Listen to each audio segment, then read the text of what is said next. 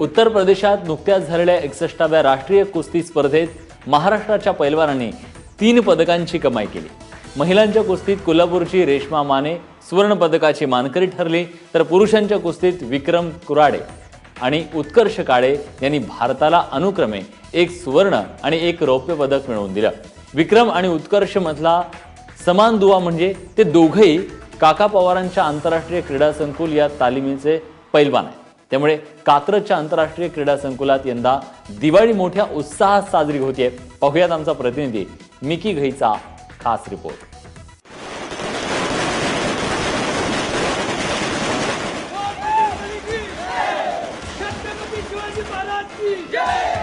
पुण्यानजीक कात्रजच्या आंतरराष्ट्रीय क्रीडा संकुलाचा रस्ता फटाक्यांच्या कडकडाटाने निनादून गेला होता। अर्जुनवीर काका पवारांच्या तालमीतल्या पैलवानांच्या उत्साहाला जणू उधाण आलं होतं। त्या रांगड्या पैलवानांसाठी ते दिवाळीचं सेलिब्रेशन होतंच, पण दिवाळीच्या सेलिब्रेशनला जोडून पैलवानांनी आपल्या 2 दोस्तांच्या यशाचा डबल वारही उडवून दिला। काका पवारांच्या चेल्यांनी ऐन दिवाळीत सेलिब्रेशनचा डबल बार उडवण्याचं निमित्त होतं ते या पैलवानांच्या 2 सहकाऱ्यांनी उत्तर प्रदेशातल्या राष्ट्रीय कुस्तीत मिळवलेलं यश। आंतरराष्ट्रीय क्रीडा संकुलाच्या विक्रम कुराडे आणि उत्कर्ष काळे या 2 पैलवानांनी पदकांची कमाई केली।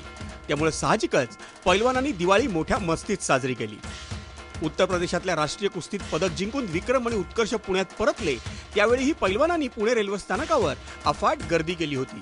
विक्रम आणि उत्कर्षच्या स्वागताला आणि त्यानंतर सेलिब्रेशनला झालेली ही गर्दी महाराष्ट्राचं आणि कुस्तीचं नातं किती घट्ट आहे ते उलगडून सांगणारी आहे। रिओ ऑलिम्पिकच्या निमित्तानं राहुल आवारेवर झालेला अन्याय आणि त्यानंतर नरसिंग यादववर ओढवलेली उत्तेजक सेवनाची आपत्ती यामुळे महाराष्ट्राच्या कुस्तीत नैराश्यात पसरलं होतं। पण विक्रम कुराडे आणि उत्कर्ष काळेच्या यशानं महाराष्ट्राच्या कुस्तीत आता नवचैतन्य निर्माण झालंय।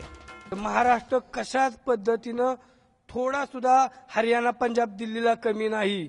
आजची परिस्थिती असे आहे, हे जर गटात उतरले तर ती म्हणते हे बहुत तगडा आहे, म्हणजे महाराष्ट्र तगडा आहे, फक्त राजकारणानं त्या महाराष्ट्राला कापलं जाते। म्हणजे आम्ही टार्गेट धरला होता की बाबा हे नॅशनलला 100% मेडल देणार, हे आम्हाला विश्वास होता। परंतु आता आम्ही असं टार्गेट ठेवलेलं आहे 2020च्या टोकियोच्या ऑलिम्पिकसाठी आम्ही सध्या प्रयत्न करतोय। प्रयत्न म्हणजे 100% आम्ही तिथं मेडल आणल्याशिवाय राहणार नाही देशाला। आता वळूयात विक्रम कुराडे आणि उत्कर्ष काळेच्या कामगिरीकडे। विक्रम कुराडेनं राष्ट्रीय कुस्तीत ग्रीको रोमनच्या 59 किलो वजनी गटात सुवर्ण पदकाची कमाई केली। विक्रमचं हे सिनियर राष्ट्रीय कुस्तीतलं पहिलंच पदक, पण त्याच्या कामगिरीचं मोठं वैशिष्ट्य म्हणजे महाराष्ट्राला ग्रीको रोमन प्रकारात तब्बल 14 वर्षांनी मिळालेलं ते राष्ट्रीय सुवर्ण पदक आहे। याआधी 2001 साली रवींद्र पाटीलनं महाराष्ट्राला ग्रीको रोमनचं राष्ट्रीय सुवर्ण पदक मिळवून दिलं होतं। विक्रम कुराडे हा मूळचा कोल्हापूरच्या नांदगावचा पैलवान। आपल्या चुलत्याच्या पावलावर पाऊल टाकून कुस्तीच्या मैदानाकडे वळालेला हा पठ्या आता मोठं स्वप्न पाहतोय।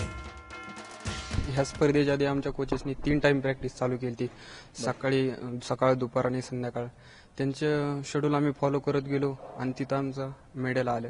आणि आता कॉमनवेल्थ चॅम्पियनशिपला आम्ही जाणार आहे, तिथं आम्ही दोघं नक्कीच सुवर्ण पदक घेऊन येईल अशी आशा आहे। विक्रमच्या तुलनेत उत्कर्ष काळे हा खूपच अनुभवी पैलवान आहे। उत्कर्ष हा मूळचा बारामतीतल्या काटेवाडीचा पैलवान। फ्रीस्टाईल कुस्तीत त्याचं राष्ट्रीय पातळीवर मोठं नाव आहे। 57 किलो वजनी गटात संदीप तोमर आणि राहुल आवारे यांच्या पाठोपाठ उत्कर्ष काळेचं नाव घेतलं जातं। रिओ ऑलिम्पिकमध्ये खेळलेल्या संदीप तोमरला त्यानं उत्तर प्रदेशच्या राष्ट्रीय कुस्तीत पुन्हा घाम फोडला। त्या कुस्तीत 5-5 अशी बरोबरी होऊनही सुधारित नियमांनुसार संदीपला विजयी घोषित करण्यात आलं आणि त्यामुळे साहजिकच उत्कर्षला रौप्य पदकावर समाधान मानावं लागलं।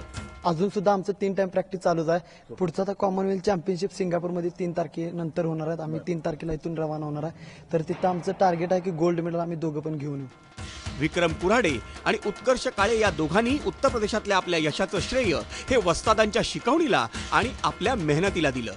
हीच मेहनत उद्या सिंगापूरमधल्या कॉमनवेल्थ कुस्ती स्पर्धेतही त्यांच्या कामी येणार आहे। पुण्याहून मिकी घईसह ब्युरो रिपोर्ट, एबीपी माझा।